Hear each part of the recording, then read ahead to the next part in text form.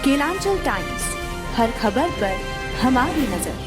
लोक जनशक्ति पार्टी लोजपा के पूर्व अध्यक्ष चिराग पासवान ने शुक्रवार को कहा कि उनके दिवंगत पिता रामविलास पासवान की राजनीतिक विरासत पर उनके दावे का पीएम नरेंद्र मोदी ने समर्थन किया है।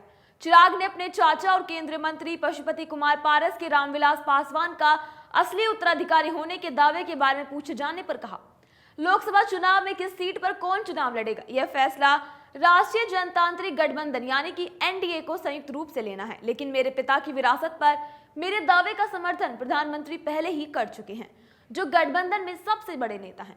उन्होंने 28 नवंबर को प्रस्तावित पारस की रैली के बारे में संवाददाताओं के सवालों का जवाब देते हुए यह कहा, इस रैली को पारस द्वारा शक्ति प्रदर्शन के रूप में देखा जा रहा है। पारस हाजीपुर से मौजूदा सांसद हैं और चिराग द्वारा अपनी मां के लिए सीट मांगने से नाराज हैं।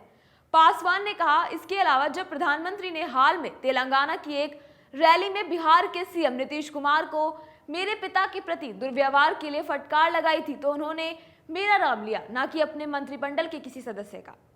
चिराग पासवान ने कहा कि उनके पिता को मरणोपरांत दिए गए पद्म भूषण पुरस्कार को प्राप्त करने के लिए केंद्र द्वारा उन्हें आमंत्रित किया गया था, न कि उनके चाचा को। दिवंगत रामविलास पासवान द्वारा स्थापित लोजपा उनके निधन के कुछ महीनों बाद 2021 में उस समय विभाजित हो गई थी, जब पारस ने पार्टी के अन्य सांसदों के समर्थन से चिराग के खिलाफ विद्रोह कर दिया था। पासवान ने अपने धुर विरोधी व बिहार के मुख्यमंत्री नीतीश कुमार पर केंद्र को ब्लैकमेल करने का भी आरोप लगाया था, जिसके कारण उन्हें राष्ट्रीय राजधानी में उस बंगले से बेदखल कर दिया गया था, जिस पर उनके दिवंगत पिता का दशकों से कब्जा था। चिराग पासवान ने कहा, लोकसभा चुनाव में कौन किस सीट से चुनाव लड़ेगा, यह फैसला एनडीए को मिलकर लेना है, लेकिन मेरे पिता की विरासत पर मेरे दावे का पहले ही पीएम ने समर्थन किया है, जो गठबंधन में सबसे बड़े नेता हैं। तमाम ऐसी बड़ी खबरों के लिए जुड़े रहें केलांचल टाइम्स के साथ। केलांचल टाइम्स, हर खबर पर हमारी नजर।